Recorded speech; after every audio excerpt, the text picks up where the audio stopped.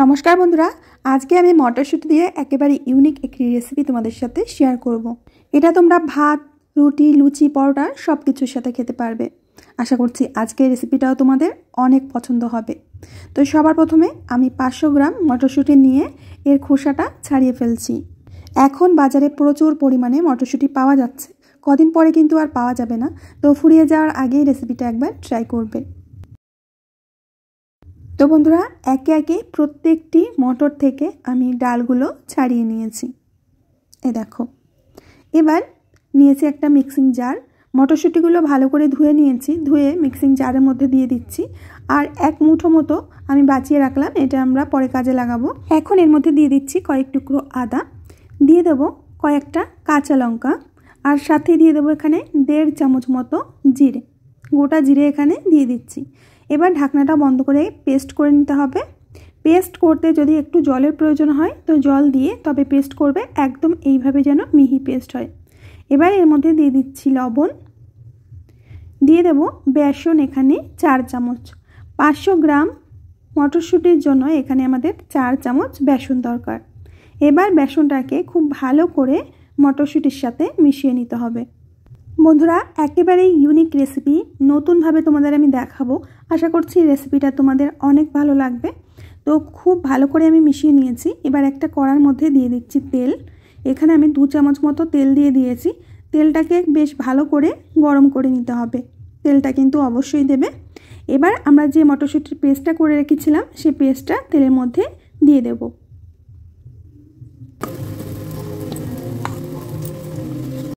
গ্যাসের আঁচটাকে লো করে অনবরত এইভাবে নাড়তে থাকতে হবে। নাড়তে নাড়তে দেখবে যে এটা একেবারে শুকিয়ে এসেছে আর একটা ডোর আকার নিয়ে নিয়েছে। প্রায় 5 থেকে 7 মিনিট রান্না করে নেবার পর একটা ডোয়ের আকার নিয়েছে।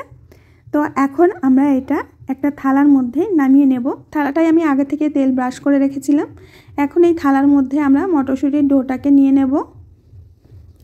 এবার গরম গরম অবস্থায় এটাকে সেট করে দিতে হবে, ঠান্ডা যেন না হয়। গরম গরম অবস্থায় কিন্তু হাত দিয়ে চেপে চেপে আমরা এর একটা শেপ দিয়ে নেব। তোমরা চাইলে মটরশুঁটির পেস্টটাকে ভাপিয়েও নিতে পারো, থালার মধ্যে করে জলের উপরে দিয়ে। কিন্তু ভাপিয়ে নিলে মটরশুঁটির একটা কাঁচা গন্ধ থেকে যায়, এভাবে করে নিলে কাঁচা গন্ধটা আর থাকে না, খেতেও একটু অন্যরকম লাগে। এখন এটাকে ঠান্ডা হতে দেব। এবার আমরা একটা মশলা তৈরি করে নেব। দিয়ে দেব আদা আর কাঁচা লঙ্কা, আর এখানে দিয়ে দেব আমি, দেখো, বড় চামচের 1 চামচ ধনিয়া, আর সামান্য জল দিয়ে এর একটা পেস্ট তৈরি করে নেব। তো দেখতেই পাচ্ছ বন্ধুরা, একটা স্মুথ পেস্ট আমি তৈরি করে নিয়েছি। এবার একটা বাটিতে নিয়েছি আমি কিছুটা দই, টক দই নিয়েছি। টক দইটাকে খুব ভালো করে এইভাবে ফেটিয়ে নিতে হবে। এরই মধ্যে আমাদের ধোকাটা একেবারে ঠান্ডা হয়ে গেছে। এখন এইভাবে চাকু দিয়ে পিস পিস করে নিতে হবে, এইভাবে কেটে নিতে হবে। ভিডিও চলতে চলতে একটা অনুরোধ বন্ধুরা, ভিডিও দেখে যদি ভালো লাগে প্লিজ লাইক করবে, কমেন্ট করবে, আর বন্ধুদের সাথে শেয়ার করবে, যাতে তোমার বন্ধুরাও রেসিপিগুলো দেখতে পারে। তো আমি এইভাবে চৌকো চৌকো করে পনিরের মতো করে কেটে নিচ্ছি, ঠিক এইভাবে।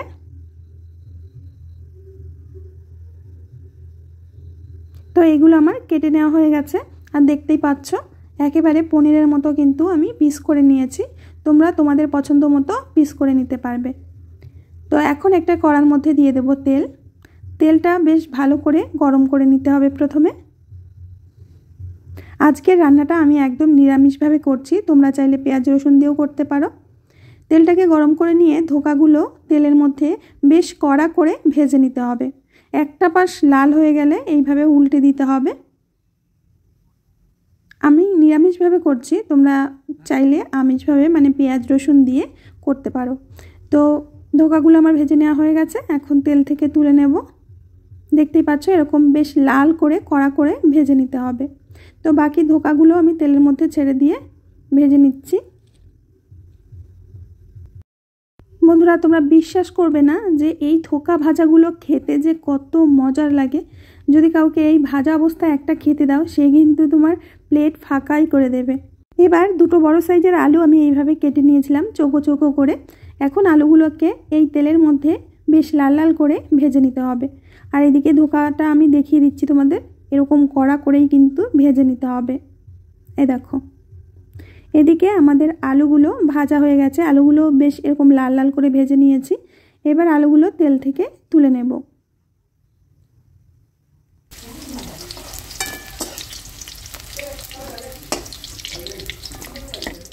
এবার যে বাকি তেলটা রয়েছে তেলের মধ্যে দুটো তেজপাতা দিয়ে দেবো, অল্প একটু জিরে ফোড়ন।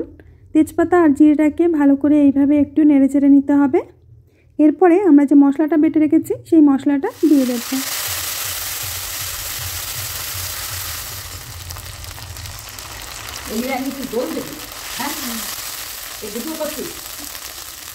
এবার মশলার মধ্যে দিয়ে দেব 1 চামচ লবণ, দিয়ে দেব হাফ চামচ মতো হলুদ গুঁড়ো। লবণ আর হলুদ দিয়ে মশলাটাকে ভালো করে কষে নিতে হবে। যেহেতু আমরা আজকে নিরামিষভাবে করছি, এখানে আর কোনো মশলা লাগবে না। এবার দিয়ে দেব ফেটিয়ে রাখা দই। দই দেবার সময় গ্যাসের আঁচটাকে একদম বন্ধ করে দেবে, কমিয়ে রাখবে না, একদম বন্ধ করে দেবে, না হলে কিন্তু দইটা কেটে যেতে পারে।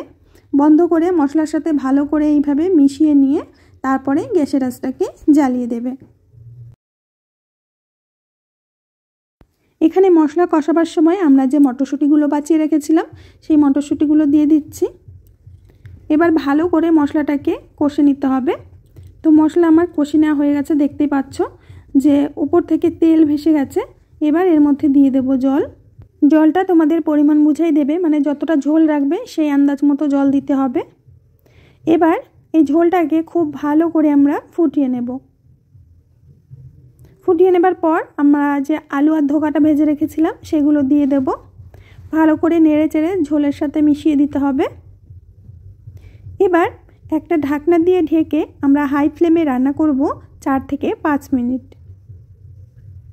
5 মিনিট পরে ঢাকনাটা আমি খুলে নিচ্ছি। দেখতে পাচ্ছ হাই ফ্লেমে একদম জাল হচ্ছে তরকারিটা।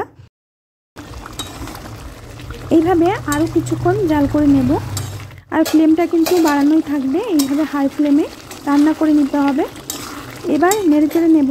আমাদের কিন্তু রেসিপি একেবারেই রেডি। সবশেষে এর মধ্যে আমি দিয়ে দিচ্ছি 1 চামচ মতো গরম মশলা, উপর থেকে এইভাবে দিয়ে দিচ্ছি। ঝোল কিন্তু আর শুকালে চলবে না, তাহলে একেবারে শুকনো হয়ে যাবে। এমনিতেই অনেকটাই শুকনো হয়ে গেছে।